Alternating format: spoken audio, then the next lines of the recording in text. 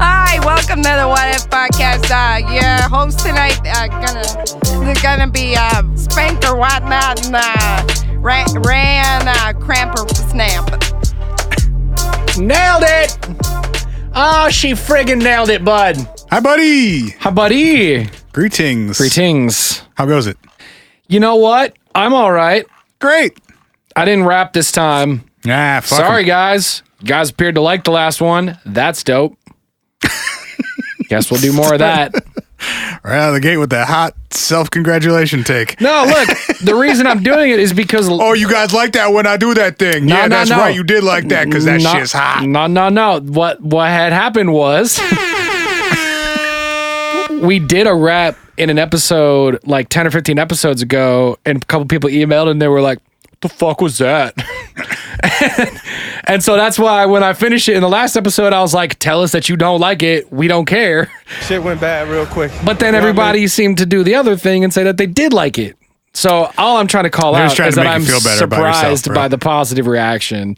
And you know what? If that is what is happening right now, I'm fully fucking here for it. You guys can try to make me feel better as much as you want. The world is a hard place. We all deserve somebody out there trying to make us feel a little better about it. Gonna be a good day. Gonna be a... Just gonna send it. Just gonna send it. You see he put out his new merch line today? No. Larry Enticer. What is it? Oh, it's great. Can we buy fanny packs? He's got some really nice wraparound giant sunglasses. Sick. He's got some like racing style tees. He's got a tank top. Woo! Many options, bro. Many options, bro. Can I have the sounder board today? Since you're gonna tell me more about Benny and bro, I've been doing this the whole time. Benny and the Jets. I keep thinking of Benny Hill. Big trash. I keep thinking that it should be Benny Hill from the Benny Hill show or whatever the fuck that was. You know Benny Hill? Yeah, but I don't know that reference. I mean, that's a name I've heard. You don't understand the concept of Benny Hill? Didn't Benny Hill have a TV show and he was like a comedian? See, that's what I'm saying. I don't know any of these things. Yeah. I don't have the world's longest USB cable today. Yeah. Does this reach to The you? Benny Hill show. I'm right. Look at me. Look at me being right about a thing. I wasn't disagreeing with you. I was just saying I didn't know what it was. No, I was disagreeing with myself. Let me swap that to the other side of the old lappy. Sick. I don't know why in 3 years of doing this show I've never pulled any strong bad sounders. I believe we've referenced it before and said we should pull them. Here I am fucking up again, I guess. Okay, question. What do you think the age range required is to understand strong bad references? Because I feel like it's a relatively narrow point of... It was very early in like internet meme culture. Right. Well, I think like the earliest aughts. Yeah, I'm trying to think when that stuff was like at its peak. Was it 03, 04 maybe? Somewhere in there? I would say 02? maybe a little earlier. Yeah, I guess I was probably still in high school. Yeah. When I thought that shit was hilarious. And it was everywhere. So maybe it was like, 01, 02, something like that. That's kind of where my head was at too. Maybe 01, 02, 03. I think if you got to be between like 30 and 35 probably. That's probably right. To have caught that and been at an age where like it was funny to you. I gotta imagine if we go back to that shit, it's not funny. Email. Right, like that's not funny. No, but I think part of the comedy of it was one of those things where the more that you understood the characters in Strong Bad and the tropes of it, it became funnier. You know, like some of those TV shows where the first time you see it, you're like, it's not that funny. And then 10 episodes in, you're like, okay, I see what we're doing here. It's like what we're doing right now when people try and listen to a podcast about UFO abductions and then we're talking about memes from almost 20 years ago. Hi, guys. Welcome to the What If Podcast. That seemingly incomprehensible girl at the beginning who's saying wild names that are not our real names is not our real names. And she is our real friend, and her name is Lydia Eliza. Got on a related note. Yes. I've got a what if spin-off idea I want to run past you later. Oh, Oh, Jesus! The brand expands. The brand expands. Brand is currently weak. It may someday be strong. I don't know if it's weak, y'all. Y'all be out here loving us and shit. Thank you for that. Give yourself some air horns. All right. I think we left off. It's on the yellow page. Where's the shit? That's green. Oh, God. The other yellow. That's more green. The other way. Wait, but where's the? There we go. It's on that page somewhere. The orange ones. Hey, wait. How do I get the things that so I can see where it went? Hit the button that says pad mode up on the top there. There she be. Balls. There she be. Okay. Okay. So anyway, we left off. You guys are nice to us. Oh yeah. There we go. Found it. Sorry. Timing is everything. You nailed it. We left off where Betty and Barney were about to start hypnosis, right? Yeah. I think. Okay. Well. I think where we left off in my memory. Hey, if this is your first time listening to the show, this is probably exceedingly weird for you. We did a part 1 of this episode last week. Go back and listen to last week's episode first. If you don't do that, none of this will make sense, or it will, but it'll suck. Last week we left off with, I think what you said was that Betty and Barney Hill had been going to regression therapy, hypnotic regression therapy, and that the story that emerged, the narrative that came out of their therapy was where we were going to kind of pick back up this week and say, hey, we heard the small version, the long version that emerged from all of that additional information is where we're going to go. Okay. So they were hypnotized separately and they had amnesia induced at the end of each session, so that they wouldn't recall what had been discussed in that session, so that they could not talk to each other about it outside of the sessions. I already have a question and I'm sorry about it. Go ahead. Is there any scientific support for that being possible? I don't know. I only had enough time to read the alien books, not the real books this week. No, that's fair. But like that, saying that statement sounds pretty wild to me, that they're like, well, we made them forget at the end. It's like, well, wait, is there a way for someone to tell me to forget something? Because I got some shit I'd like to forget. Like, ever been to a hypnotist? I think we all do. Might be worth trying. I don't know. Okay. I'm sure there are studies that have been done on that. I haven't read them. Okay. During these sessions, Barney described what he called men in the craft in more detail. That's right, because we talked about they seem to refer to them as human instead of additional things. He said that one of the men was a round-faced man who reminded him of a red-haired Irishman. Sick burn, I guess. I don't know. He also said that another who he thought was their leader was a, quote, not too big man who wore a military cap, a shiny black jacket, and a scarf. Okay. He also said that this, quote unquote, man had large slanted black eyes and communicated telepathically with him. That's exciting. He remembered the man inside the ship telling him telepathically to, quote, stay there, just keep looking, when he was observing the craft through the binoculars. Oh, that's interesting. However, like, trying to keep his psychic attention, maybe? I guess, or I don't exactly know what we are to infer from that. There's a 1999 interview with Betty Hill that's available on YouTube in 10 parts. So I think they're like, it was uploaded back when you could only upload 10 minutes at a time to YouTube. Yeah. So it's whatever that is, an hour and 40 minutes-ish. Is this the one we told people not to watch last week? No, those are the hypnosis tapes. This one she did willingly and knew she was being recorded. Oh. And was done in... Holy shit! Hey! But it was done 30, almost 40 years later. In 1999, and was one of, I think, the last like filmed interviews she did. But in that interview, she says some things that contradict her and Barney's statements from the 60s. That's right. Is this the one where you said she was like happier about it, or said it was a generally more positive experience than... Yeah, and she said like she wasn't scared during it, and that she kind of seemed to downplay a lot of the negative aspects that are noted in The Interrupted Journey and in Captured, the two books about this story. Got it. But in that 99 interview, Betty says that the aliens spoke English and that all of their communication was verbal, not telepathic. So I don't really know what to make of that.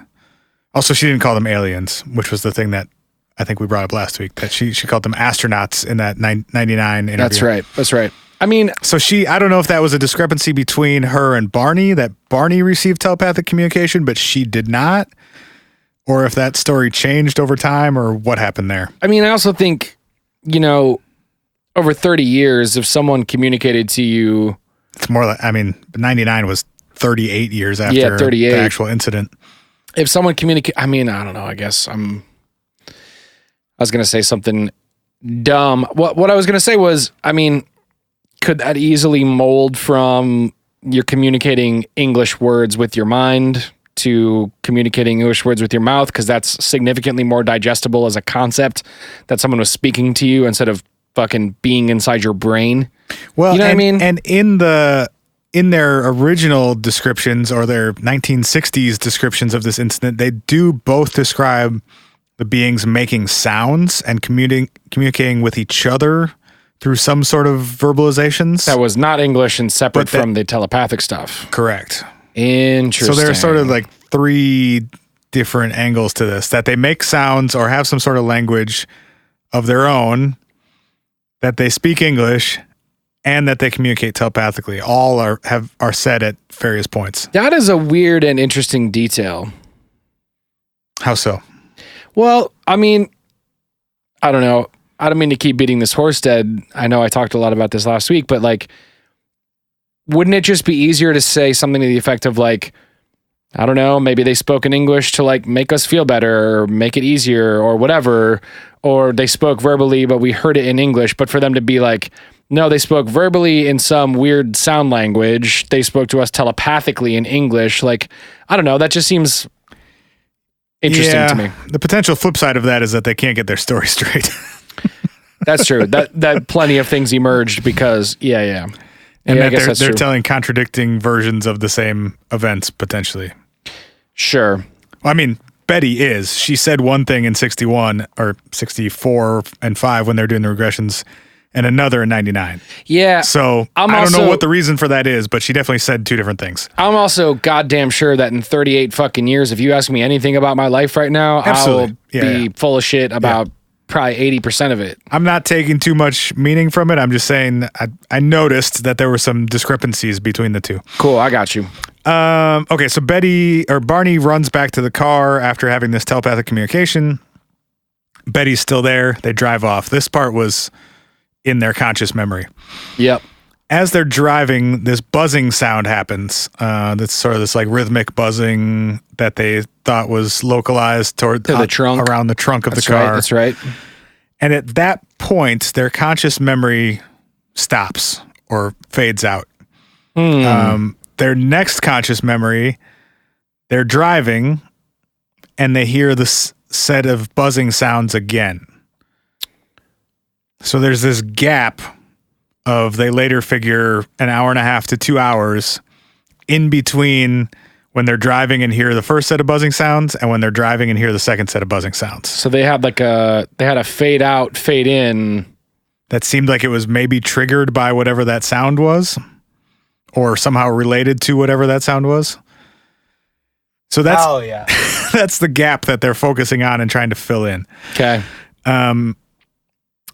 Betty recalls under hypnosis turning off of the highway and onto a narrow side road, possibly a gravel road, after hearing this buzzing sound. Barney said, quote, under hypnosis, quote, "I made a turn and I never knew this. I don't know why I had to make that turn, and I was lost. I saw I was on a strange area of highway that I'd never been on before, and I was being stopped. I was very uncomfortable, but somehow the eyes were telling me that I should be calm and that I would not be harmed and to relax. I saw these men coming down towards me." Fucking lit, bro. Hell yeah. Hell yeah. The eyes were telling me I should be calm. That sentence fucking sucks. It's so buck wild, dude. I don't know. I mean, first of all, there is no reference to eyeballs or like a giant eye or multiple eyes at this point. But like, not in his conscious memory, no. No, but for that to just be a random thing that he starts to say, like, that's kind of creepy. Well, it doesn't get any better. Let's go. We're going all in. Also, I was being stopped, meaning like I'm not in control of the car, or meaning there's something blocking me, or I'm being flagged down. Yeah, that's not totally clear. That's very passive / active language about whatever it is you're talking about. Something was affecting you. I also thought the wording of "I saw these men coming down towards me." You're driving and quote being stopped, but something is coming down. Does he mean like literally from above, or just down in a more colloquial sense of like towards me, like coming down my way kind of thing? Yeah. I mean, we're literally talking about a thing that was in the sky. Yeah, assuming that's what's happening right now. I mean, that's still an assumption. There's a lot of... He doesn't say, like, the craft was above me and it forced me to stop. He doesn't mention the craft at all. He says the eyes were telling him things and he had to make a turn, and then he was being stopped. Yeah, it's a little loosey-goosey. These men or beings or whatever came towards him. It's a little loosey-goosey. The car then dies. Bummer. After he stops, Barney tries to start it and he can't. Betty tries to open the car door to run, but the car was surrounded by two groups of, quote, small men. Mm-mm. Mm-hmm. Mm-mm. Hell no! Oh, that was the big one. I meant for a smaller hell no. It's okay. I meant for this one. Hell no. They both independently recalled seeing two groups of three men, one group on each side of the car, which I thought was an interesting corroborative detail. Absolutely. And specifically, three groups of men, or a group of three men with one individual person being whatever, standing behind them. So a total of 8. Each side of the car has 3, and then 1, 3, and then 1. Squads. A very specific number and grouping and location that seems like would be all the odds of coincidentally getting that would be very small, it seems. And also the odds of that being a part of your alibi that you would collaborate on to try to be specific about seems pretty low to me too. Barney said at this point, quote, "If I did think about my gun, I would be harmed." So again, implying strongly that something or someone is in his head to the point where it's aware of his thoughts. If I thought about my gun, I would be harmed, because he had a handgun in the car. And at this point, I think it was like on his person. But like you had to think about your gun to think about them telling you not to think about your gun because they said don't think about your gun. But when someone says don't think about your gun, the only thing you can do is think about your gun, but he wasn't harmed. Well, or was he? No. I'm just saying, not intentionally, at least. I'm just saying that's a hard line to walk. Maybe it was more of putting the thought into his head of like, don't reach for it. Yeah. Leave it. Okay. Fucking leave it. Yeah. We traveled from a real far way away. Your 45 Magnum is not gonna. It is worth mentioning at some point in this story that, because I don't think we've specifically said this yet. Barney is black. Betty is white. Where are we again? I forgot. We're Northeast, right? We're in New Hampshire. New Hampshire. In 61. All right. We're at a time period in the United States where interracial marriage is illegal in, I don't know how much of the country, but some of the country. Sure. Probably not that far north of the Mason-Dixon line at that time. But I don't think New Hampshire specifically, no, but it's some parts of the country. Sure. Both of them were at...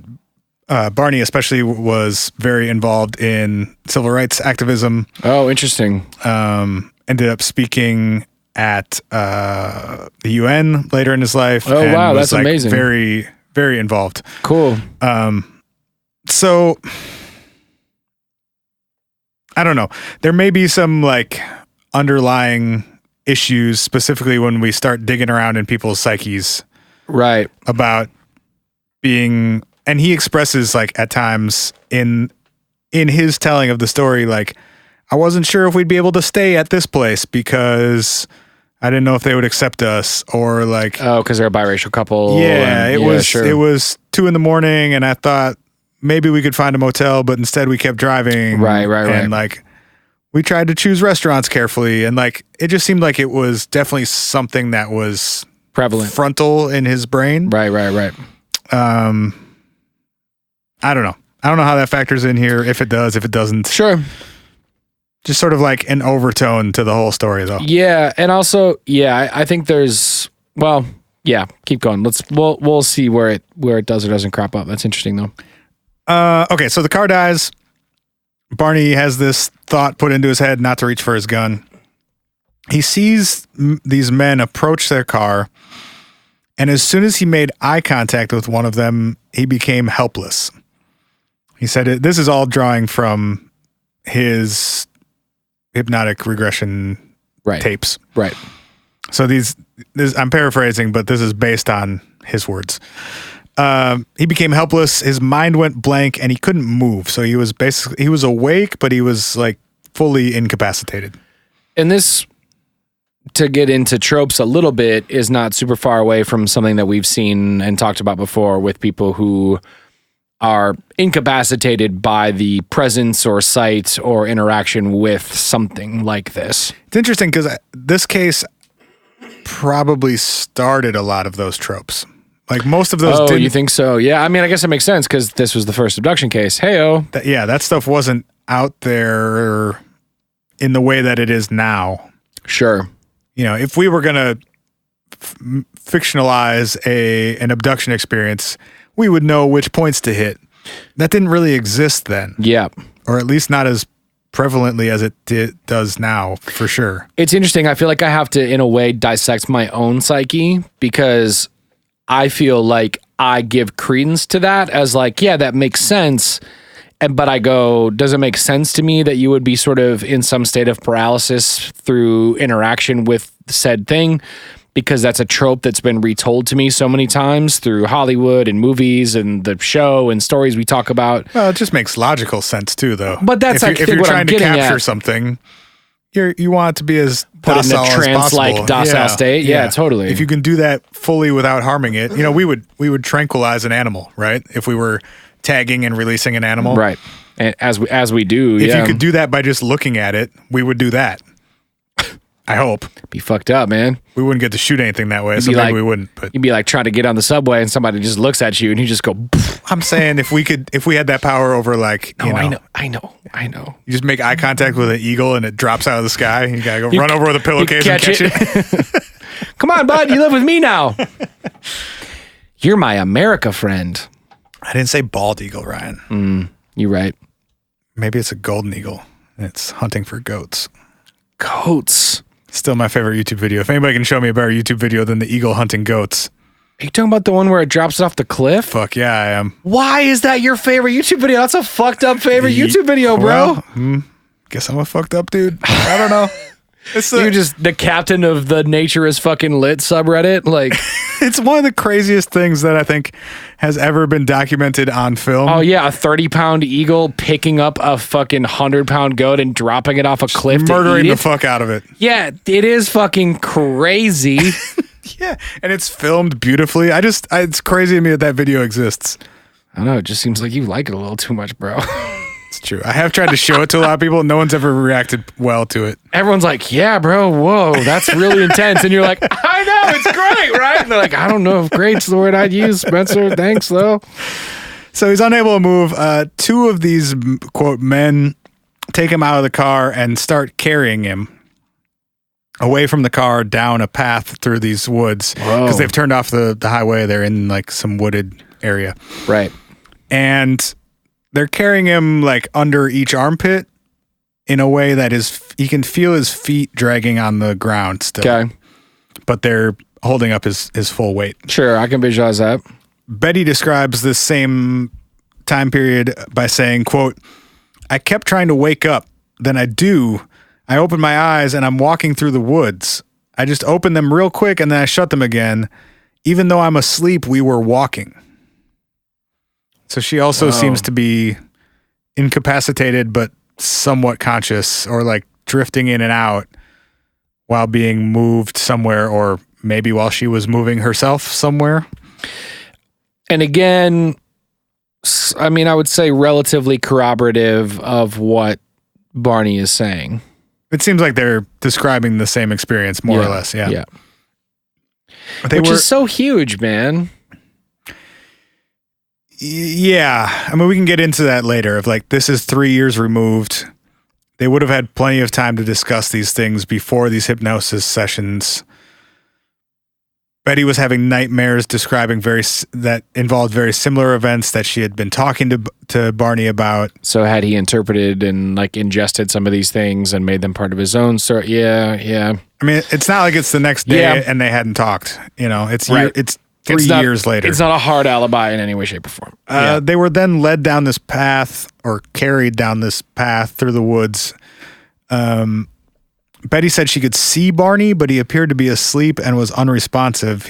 She tried yelling out to him a couple times and nothing happened. One of the men told her that there was no reason to be afraid. They only wanted to do a few tests and then they would be returned unharmed. Okay. Sweet. Oh, sure. No problem. I'm so sorry that we were inconveniencing you by not wanting to do that thing. At the end of this path through the woods, they saw the craft that they had seen earlier. She described it in a little more detail, saying it was metallic and oval, but that it didn't reflect light the way she thought it would. It was almost a full moon and it was clear, but she couldn't see. Like, it was like extremely matte metallic finish. It wasn't shiny. It wasn't reflective. Swag. I don't know. She seemed to think it was important. That's like interesting, I guess. That's like isn't that kind of what they do to some of the military planes? Is they do that like matte powder coat so they can't be, their like reflections don't happen. It'll be a little stealthier. Yeah. Also interesting with that angle that they do keep referring to these people as men, and that they make some specific military associations with them at times. Yeah. Specific military associations? Barney said that they were wearing a military style cap. He says a couple times that one of the men reminded him of a German like military officer, like specifically a Nazi officer. That's kind of trippy. They're within a couple miles of an Air Force base. I don't know. And they, just to refresh my memory, they were not near where they lived. They were on their way home, but I think this happened, they were still like 90 miles from their house or something like that. Yeah, okay. They come up to this craft. I'm sorry. The Air Force Base was 2 miles away from where this incident happened? I would have to look at a map. This happened off of Route... This incident happened off of Route 3 near Indian Head Point. Okay. They lived, I think it was Kingston, New Hampshire. Okay. And then the Air Force Base is Pease, P-E-A-S-E Air Force Base. Okay. They're all within like an hour or two of each other, but I don't know the specific triangulation. Got it. Okay. And they actually, until quite a while later, didn't know the specific location that they thought this incident happened at. They just remembered their last point before this happened. Got it. Okay, so they come up on this craft. There's a rim around the edge where this row of windows is. And then Betty said that there was a ramp that came down from underneath the craft, and that was how they got up into the craft. Hell yeah. Sick. It's on the green page, I think. Yeah, thank you. See, I gotta get retrained, bro. Gotta get retrained. Hell yeah. Betty said at this point, quote, "The heck with it. I don't have any control here. They've already got Barney close to being on board, so I might as well stop fighting." Woof. She also said, however, in 1999, in that interview that we referenced earlier, that she punched the shit out of one of them. How, yeah. Sick. Yo, you gotta Independence Day it, man. You gotta punch an alien at some point. You have to try. What's the worst that could happen? You get punched back. You get punched back. You disappear forever. Shit's already pretty borked. Yeah, I don't think it's gonna get a whole lot worse. Whole program's cocked at that point. Your whole program's cocked, bud. Might as well shoot your shot. Real talk. Punch that dude right in his shit. Okay. Assert your dominance, man. This shit belongs to me now. I'm the captain. Give me the keys, motherfuckers. Start a coup as soon as you get on board. You just got Betty Hill. Captain Betty Hill to you, motherfucker. Pow, pow, pow. Can you smell it? Just hit him with the two-piece. Drop the people's elbow on an alien and be like, I'm your leader now. Fuck you. Okay, they get on board the ship. And they go up this ramp onto the ship, and they go down a corridor, and they're taken into two separate rooms. Barney described the room that he was in as, quote, a hospital operating room. It was a pale blue color. I think you just hit a hi-hat. It's an accentuation point. Sick. Sound effects. That's the door opening. I thought you very carefully opened your beer into the microphone for a second. That would have been amazing. He said, I got on a table and I was afraid, but somehow not afraid enough to run. Might have something to do with the fact that you were paralyzed a moment ago and can't. I was going to say, you're also at a point where it's like, where are you going to run? Back down that ramp. It doesn't seem like if you're inside of an operating room, inside of an alien spaceship, you got a whole lot of like, I'm just going to run out of here. Well, I mean, I understand the, like the logic behind it. If you were in that place of like, can I run? But like, yeah, doesn't seem like running is going to do you a whole lot of good. Also, if you run down that ramp, who knows? You might run into outer space. That's true, bud. You don't know where that ship is anymore. You might not be in that field. It might have taken off since you last jumped on. He said it looked like an operating table or an examining table. I could be fully supported on it, and it was very clean. Betty described a similar table and said it was metal and about 4 feet long. Okay. Shit gets bad real quick for Barney. Shit went bad real quick. You know what I mean? I felt my shoes being removed and my pants being opened. Did you say uh-huh? I said Okay. I said hell no. And I could hear a humming sound that seemed to be coming, or that they seemed to be making. Hell no. I could feel them turning me over. Hell no. And putting something in my rectum. It was like a tube. It was not painful. Yeah, that boy big. I present the previous soundbite to you without comment. They looked at my back, and I could feel them touching my skin down my back as if they were counting my spinal column. Whoa, that's crazy. I felt something touch right at the base of my spine, like a finger pushing, a single finger. Okay. I was turned over again, and my mouth was opened, and I could feel 2 fingers pulling it back. Ugh. Mm-hmm. And then I heard as if some more men came in, and I could hear them rustling around on the side of the table I was laying on. And then someone scratched very lightly like a stick on my arm. So weird. Yeah. It's weird, man. Yeah. What a weird description of everything. So the messing around in his mouth and then other people running in, Betty sort of describes the other side of that.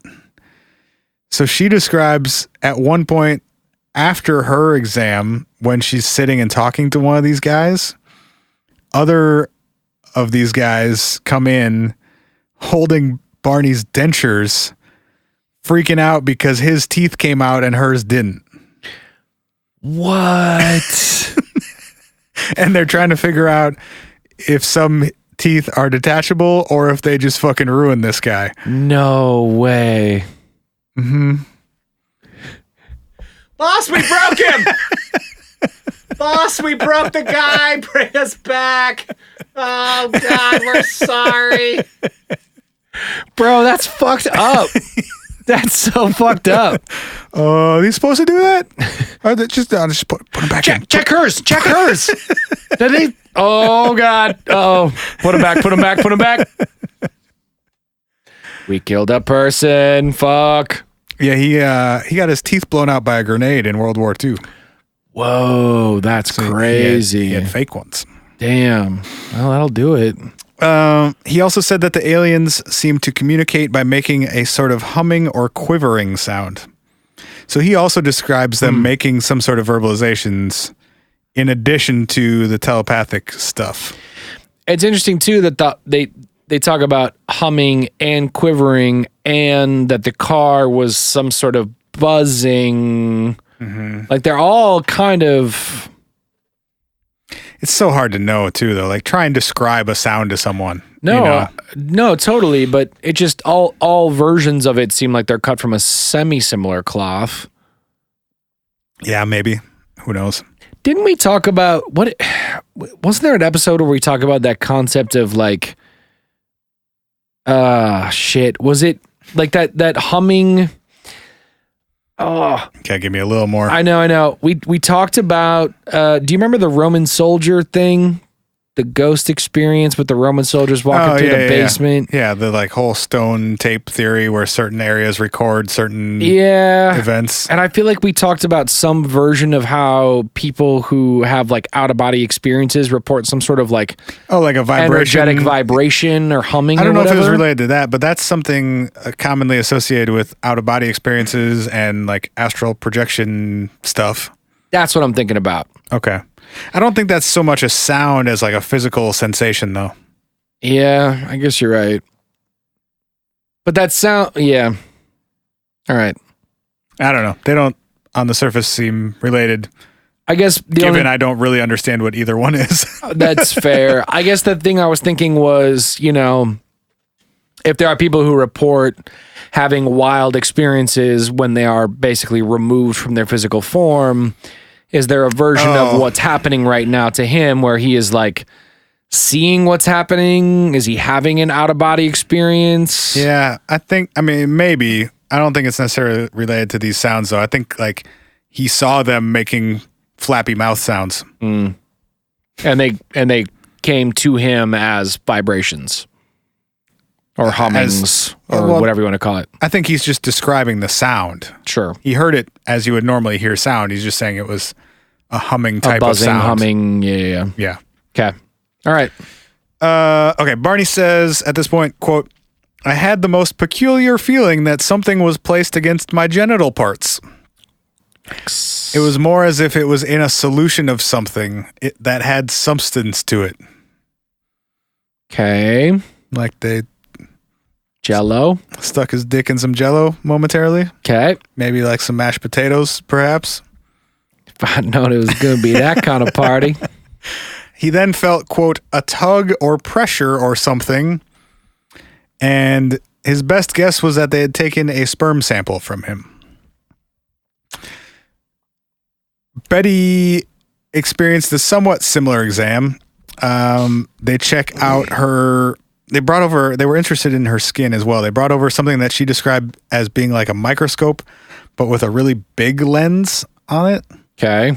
And they put it up against her arm, the skin on her arm.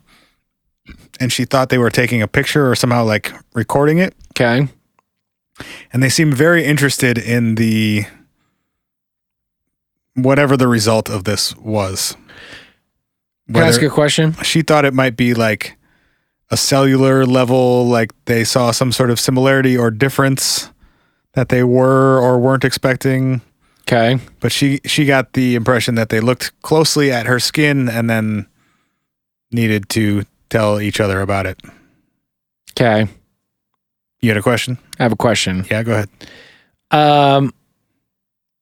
Barney's story seems significantly more sexual than Betty's does. Yeah, we'll get there. Oh, all right. I think there's components of both. Yeah. Although they both downplay them later, which is kind of understandable. Yeah. By 99, Betty says it didn't happen. Well, repression's a hell of a drug.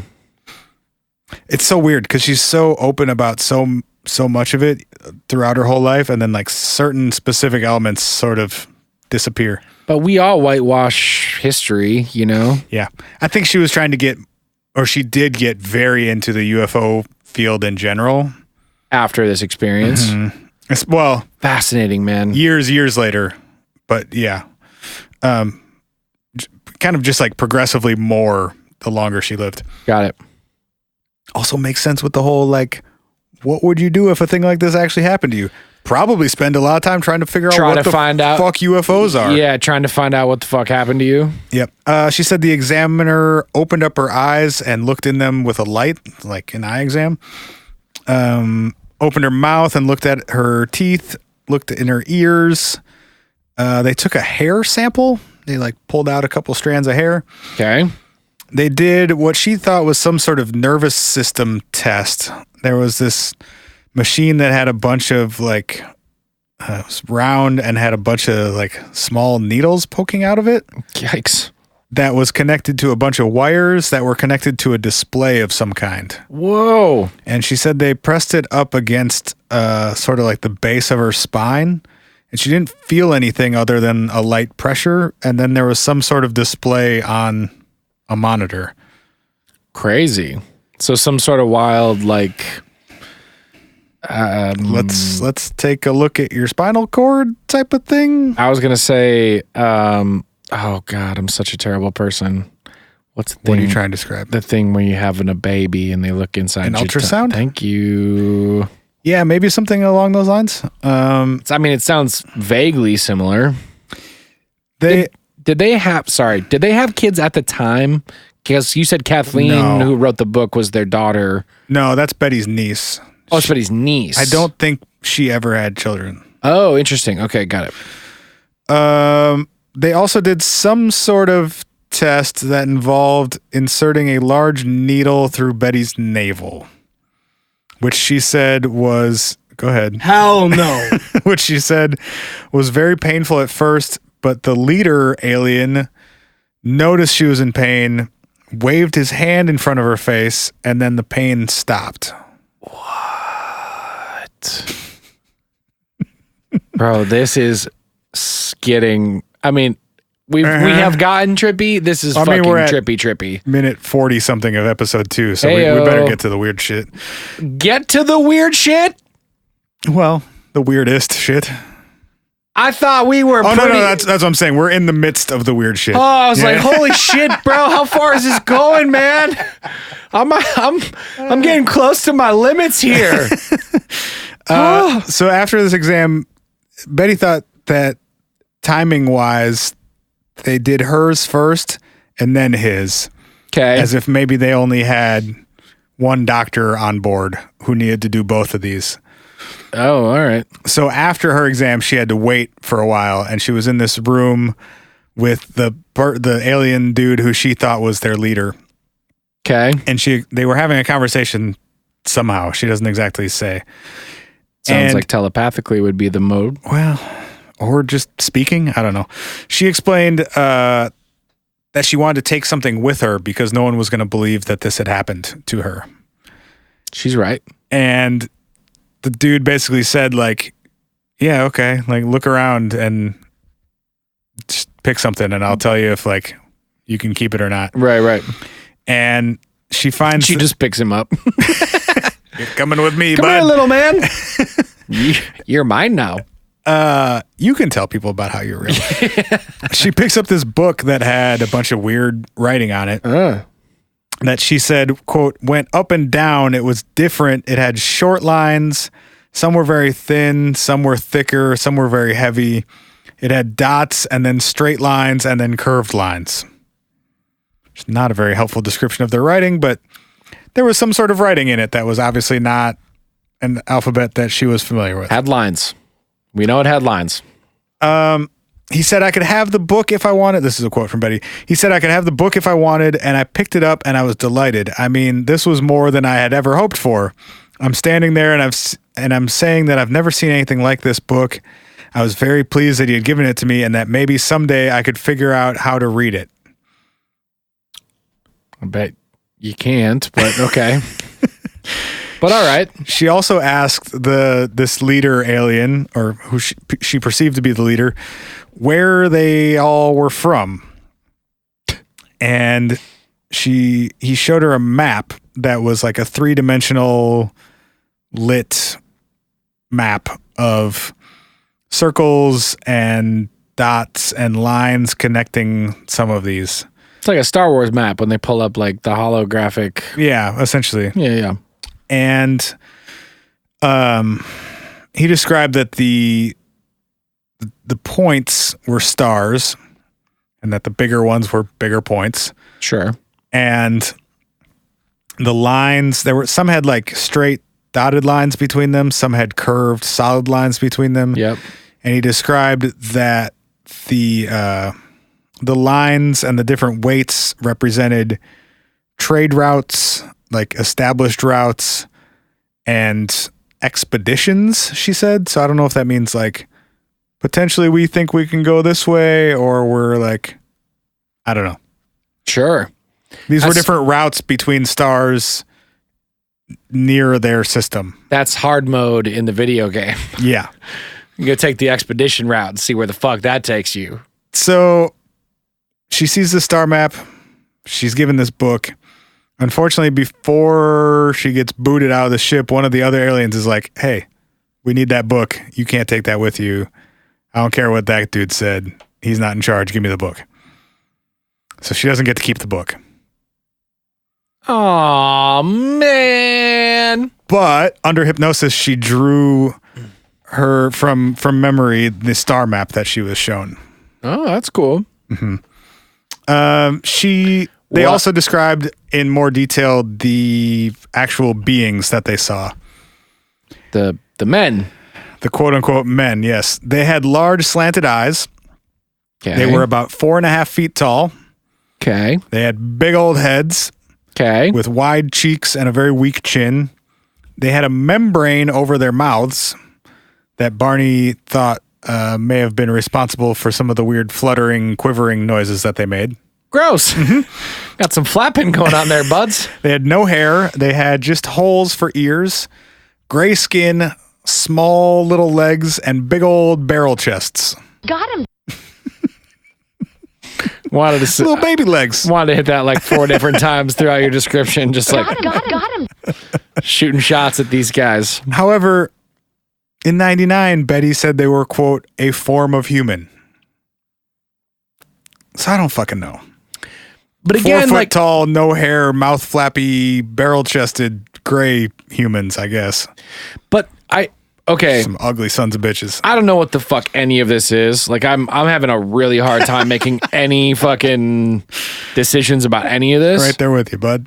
But I will say that if you've had to deal with a traumatic experience of 38 years, you would probably do everything in your power to normalize that as much as humanly possible. So the things except she got into like every other weird possible shit out there and thought fucking everything was a UFO by 99.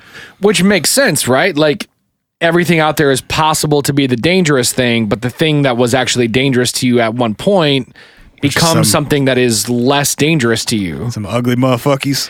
Right. Like if it's fucking big and scary and ugly and dangerous, you over time slowly morph and manifest that thing into something that's slightly more palatable to be the thing that like put its hands in your mouth and examined your eyes and like, you know, like put a tube up your butt if you're Barney. I'm saying like I think you do. We all try to sanitize our past either consciously or subconsciously. Yeah. To some degree or another. And I would imagine with an event like this, with whatever happened, whether it's real or imagined or whatever, you probably still try to sanitize it. And so 40 years later, you try to make it some version that is more palatable, which is why the more intense details are, you know, the sharp edges are slightly more rounded 40 years later. It's just weird because all this stuff was out in the public, you know? You're saying it's a weird thing to change your mind about because there's a version of this about it. Yeah. Yeah. I mean, I get that. I don't know.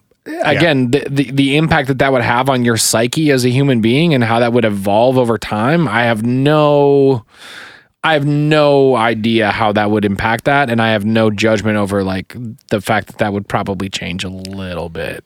Yeah. All right, we're coming up against the clock here. So, evidence in a more physical way than their stories that might support this. Interesting. The map. Betty drew the map from memory under hypnosis, and years later, amateur astronomer Marjorie Fish analyzed it to try and match it to an existing system. I like this. That's a pretty fucking cool idea to be like, you drew stars. Did you actually draw stars? Right.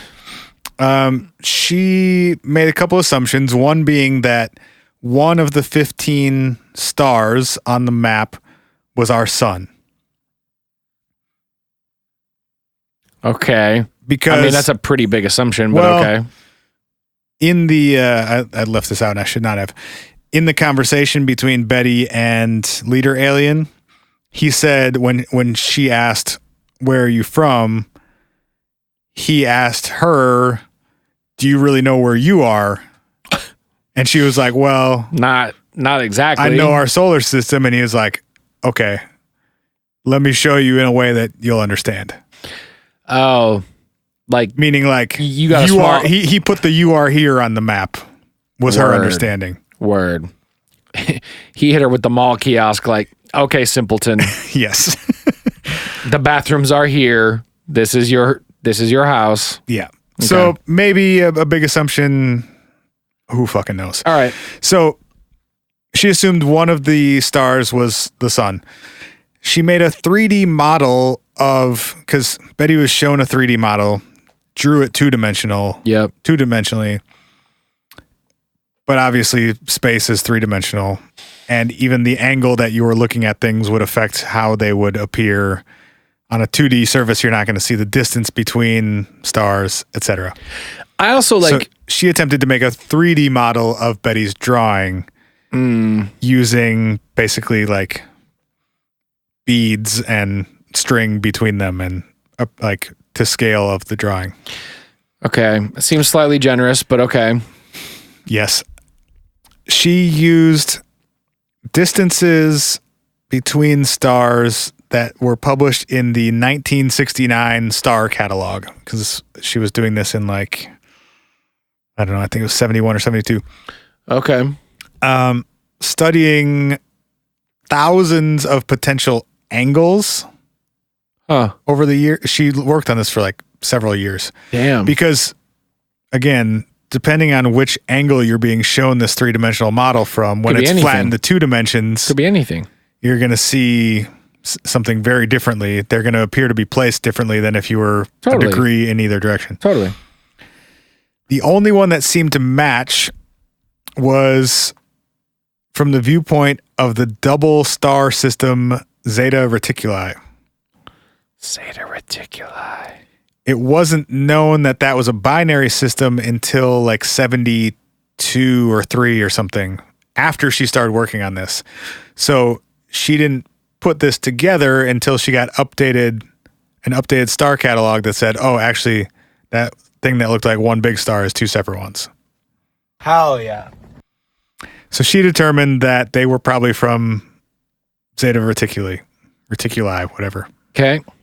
Which is about 26 light years from us. It's actually one of, if not the closest star system to us. There's also the dress that Betty was wearing on the night that they were allegedly abducted. Can I say one thing about the stars first? Sure. I feel like it would not be super hard with the amount of stars in the sky to overlay pretty much anything on top of anything if you are also making assumptions about the desired three-dimensionality of the thing that was originally drawn to get you to a conclusion.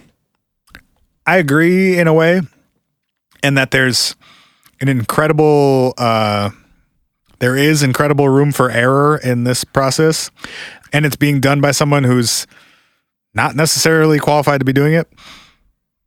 Also, though, why would it have taken as long as it did?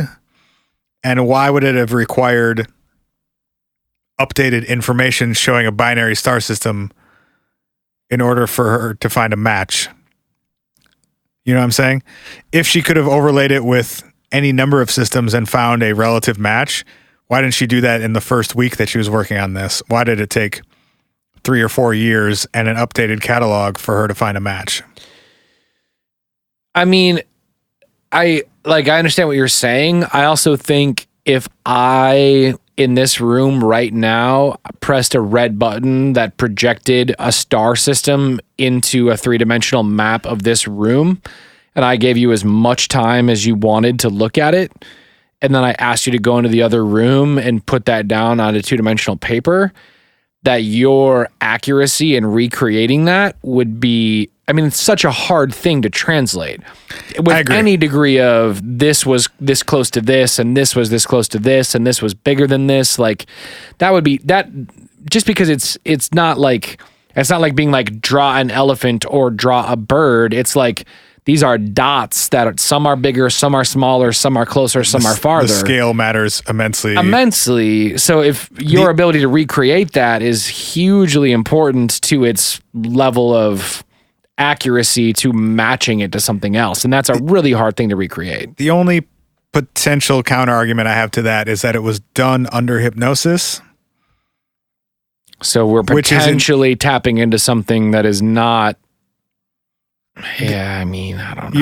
You're hypothetically or theoretically or whatever tapping into a subconscious memory or re-experiencing something in a way that like it might be more akin to looking at something while drawing a copy of it, you know?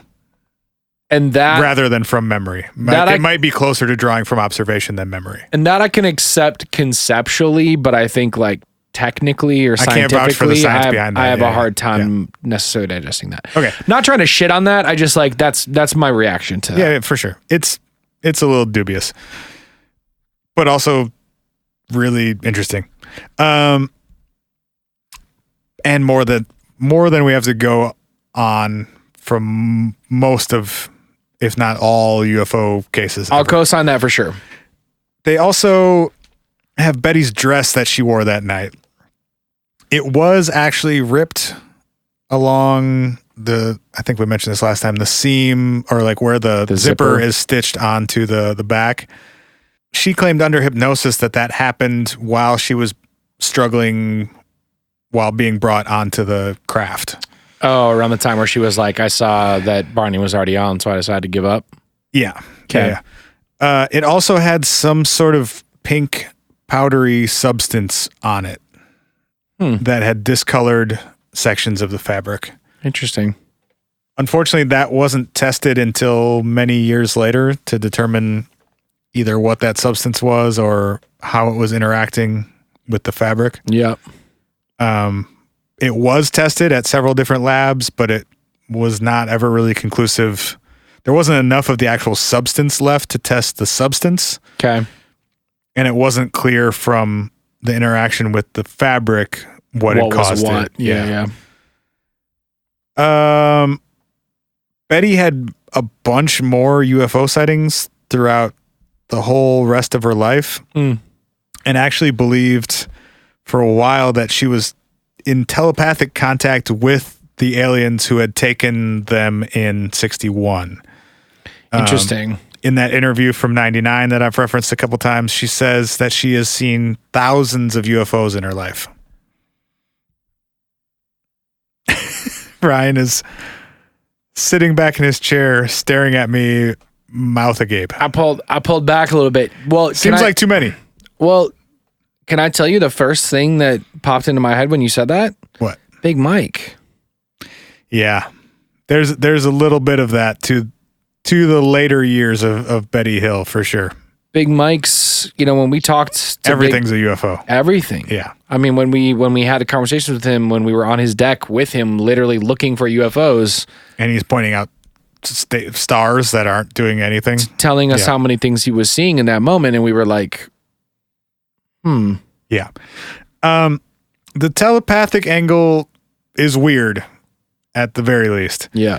I'm going to actually just read from captured for a second.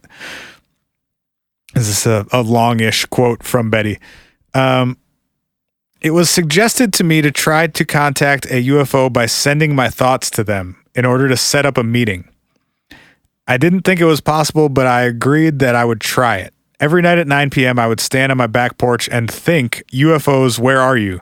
Can you hear me? If so, go to Kingston, go to the Barrett's home, that's her parents, land in the field, go to the house and knock on the door. You will be admitted and we can meet. Go to the house and knock on the door. Uh-huh. Several weeks, this is still a quote from Betty. After several weeks, my father called me and asked me to come home because he wanted to talk to me. He said that he had received a telephone call from his cousin's widow, last name also Barrett, who lived just a few hundred feet away from Betty's parents' farm, asking him to visit her because she was very upset. She's 73, lives alone, and is strong and healthy and not senile in any way. I promise. She woke up during the night. She was awakened during the night by a knocking on her door. This was very unusual for anyone to pass through her yard or go to her house. The knocking was very strange. Knock, wait, knock, wait, knock, etc. She became fearful and did not go to the door. Then she spotted a red flash of light and thought that a thunder shower was approaching, and maybe the wind had been blowing something against the door and making a knocking sound. Then the flashing changed color and seemed to suddenly be on the opposite side of the house. So she went over and looked out the window. There was a craft with windows lighted, flashing all kinds of multicolored lights. At this point, she decided she was just losing her mind. She pulled down the window shades, jumped into bed, and covered her head. I get it. I get it. Hell yeah.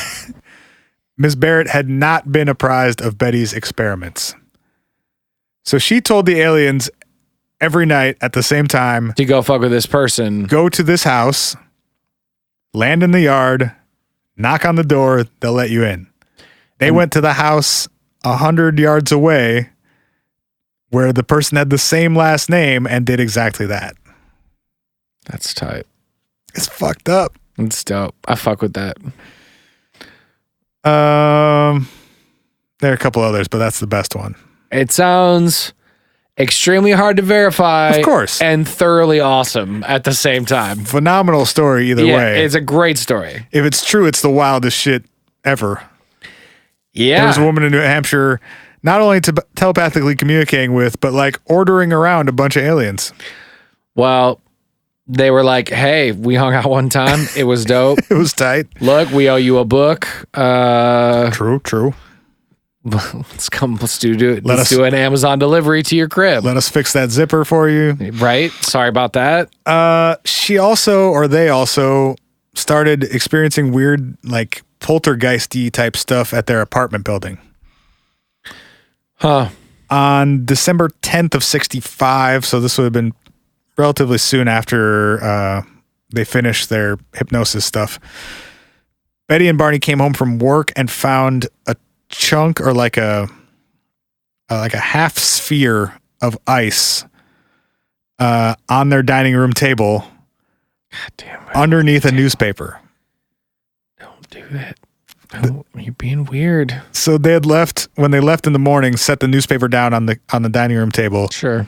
When they came home, there's like a bowl-shaped half sphere of ice underneath this newspaper in the same spot where she had left it. It was not winter. There wasn't ice, or it was winter, but there wasn't ice. Like, it hadn't snowed. There wasn't ice outside. There were ice cubes in the refrigerator, but this was oval-shaped and had like a print on it. Like it had been in a mold of some kind, but she said it was underneath the outside layer. So like there was a smooth outer layer, but then you could see through it and there was some sort of pattern underneath. What? Yeah. Also, it had dirt, leaves, and sticks mixed in with the ice. And there was no water on the table or on the paper that had been sitting on top of the ice. As if it didn't or couldn't or wouldn't melt. Yep. She also said it didn't have the same hardness as ice and that it was flexible. So like if you picked it up, you could flex it in either direction. What the fuck? They threw it in the sink and melted it. Fuck you. Mm-hmm. Fuck off. After all this, you get space ice just left on your kitchen table for you. And you can't take one photo of you twisting that ice block? Come on. I know. Come on. Last weird shit experience post initial UFO sighting. And then we can quickly wrap up and see if we think we have any idea what the fuck happened here. Just really quick. Last story, like another one of those doesn't forward the narrative, is really unique and borderline kind of dumb. Like, you know what I mean? Like, it's like, it's irrelevant in every single possible way. Yes. Except that, like, then this one weird thing happened to us. One more thing on the pile. Yeah, but it's not, it doesn't forward the narrative. It doesn't change the story. It's not impactful in any way. Just weirdens it up like 2%. We got a rubbery piece of ice under our newspaper in our house one day. Like, what the fuck? What the fuck is that? Yeah. All right. So they lived in this apartment building, but for a while around this time, they were the only occupied apartment in the building.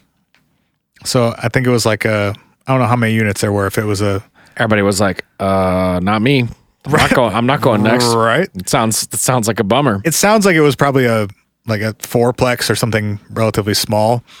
It wasn't like they were in a 300 unit building and they were the only ones. Everyone's like, get the fuck out. Not living with them. Quote from Betty about this weird shit. Recently, Barney and I heard the front door open. Someone stamp their feet and walk upstairs. We checked and found no one, and the door was still locked. This happened in the middle of the night, and it was loud enough that it woke both of us. As I sit here and write this, she's writing a letter, I can hear the sliding door on a closet in one apartment going back and forth. In another apartment, we can hear the water running in one of the bathrooms. Also, on 3 occasions, we've found a light turned on in one of the apartments. Hell no. We were going into the apartment to turn the light off, and as we were unlocking the door, it shut off by itself. Hell no! So now their apartment building is also haunted. Hell no! Thanks, I hate it. Yeah.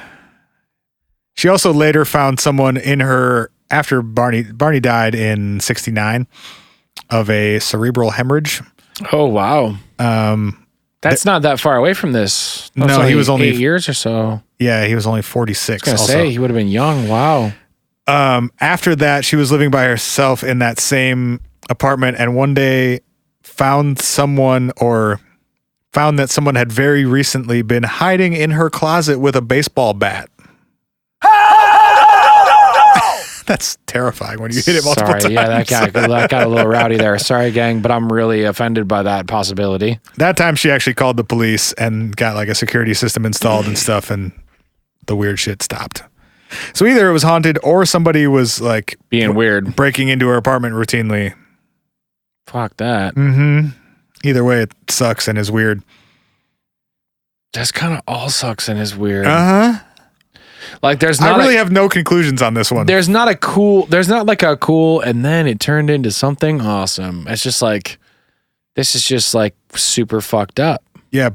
Barney died because he never talked about his feelings and being scared of things, and his brain exploded. I mean, like, I know you're kind of joking, but I'm also kind of like, that seems like a very relevant possibility that if you had a super traumatic event that was super over the top and you were fixating on it 24/7, 365 for a really long time, that could cause some significant health problems. I don't see any way that that's not true. Well, he definitely had them, and she had them, and she developed cancer and like had a bunch of issues, but lived to be 85 in spite of them.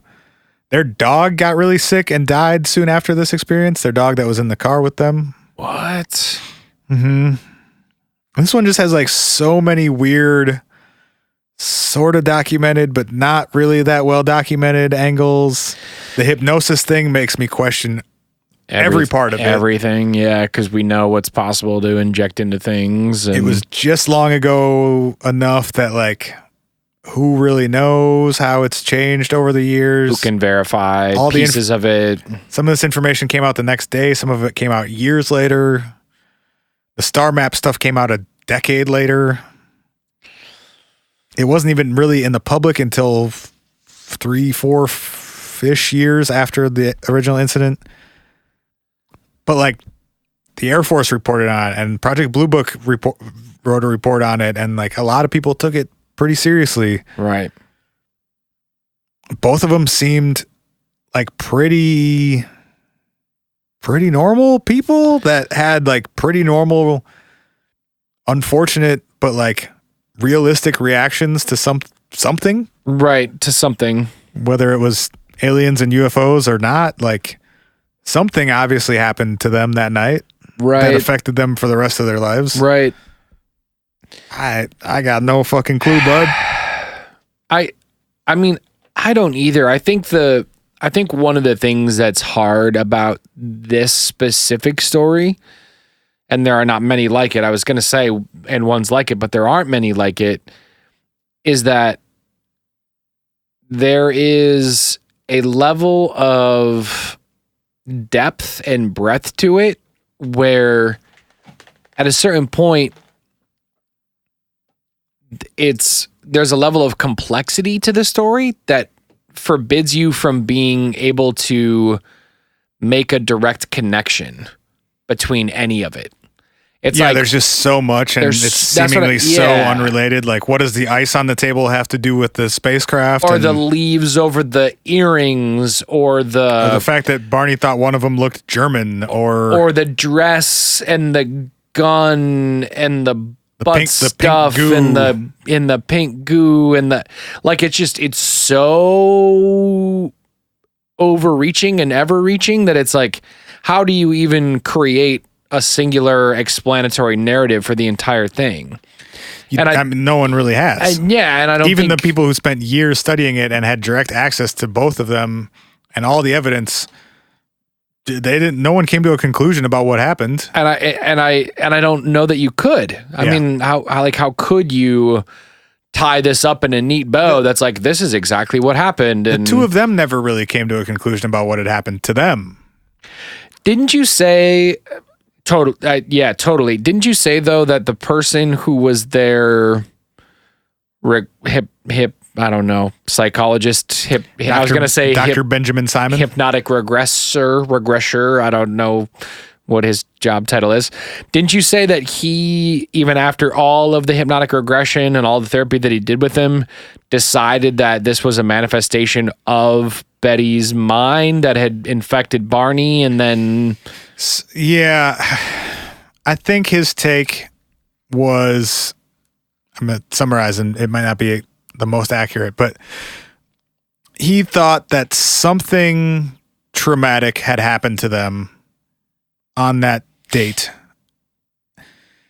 that then turned into this memory blockage that then was filled in by the nightmares Betty was having related to aliens and abduction and etc. And that this, in those 3-ish years intervening, became part of Barney's awareness and understanding and recollection as well, because they were husband and wife and they saw each other every day and talked about this stuff and spent a lot of time in between trying to figure out what the fuck happened to us that night. Right.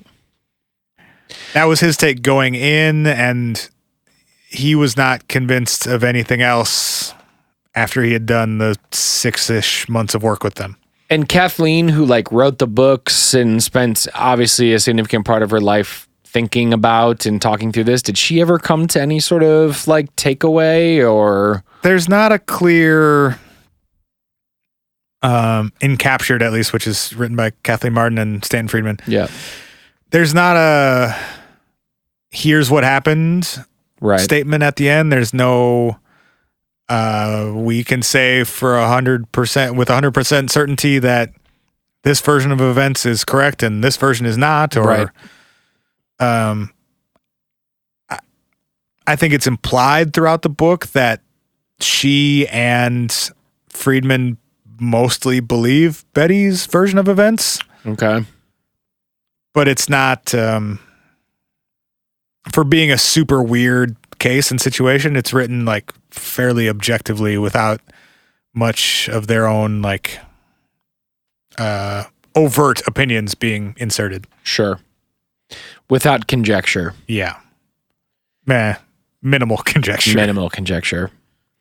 I mean, I think that's what I have the hardest time with this story is like, I can't go, well, it was probably, because there's not a good counter explanation for really any of it. No, but there's also not a good like confirmation explanation for the story they've told either. Unless you just straight up believe everything that they said as 100% fact and they got abducted by little men who probed their butts and fucked with their bodies and threw them back into their car driving the same speed and they said, what the fuck was that? Yeah. Which I have a really hard time like fully wrapping my head around the possibility of. Right. Yeah. I think we gotta leave this one at that. I can't tell you anything any more than that. I got nothing better either direction. Yeah. Jesus Christ. Jesus Christ. Look, we ask open-ended ... questions because we ain't got no motherfucking answers. Sometimes we spend 2.5 hours realizing we have no answers. That's what we're out here for, though, right? At least we talk about them. We ain't found shit. We ain't shit. Hey, but you are shit because we love you and we appreciate you. Thank y'all for supporting the show. Thank you for listening. If you're looking for ways to support the show, there's so many, and we love you all so much for doing the ones you're already doing. If you want to support the show, post a picture of your dog in the Facebook group. You can totally do that. Go to Facebook, search the What If Podcast. We've got a group and a page. Like it. Go hang out in the group. There's like 1,000 of us in there. It's dope. Send $5 to hi@whatifpodcast.com on PayPal. That's a way to do that. If you'd rather not just send that and get nothing in return, you can go to whatifpodcast.com and click on Patreon, or you can go to patreon.com/whatifpodcast. If you live in LA or want to go to LA, we have a Patreon. They fucking get it. Okay, I'm trying to tell them. You get extra episodes. If you want to get something in exchange for your $5, go do that. Buy tickets to our show in LA on October 30th with Dave Stone and Ian Abramson at the Satellite. That's whatifpodcast.com/LA, or go to whatifpodcast.com and click on Live in LA in the header there. Or just listen to us and enjoy it. Fuck yeah. Thanks for being here. We appreciate you. Go leave an iTunes review if you want. That helps us out too. You could also call us at 612-246-4614. Follow us on social media, you pretty motherfuckers.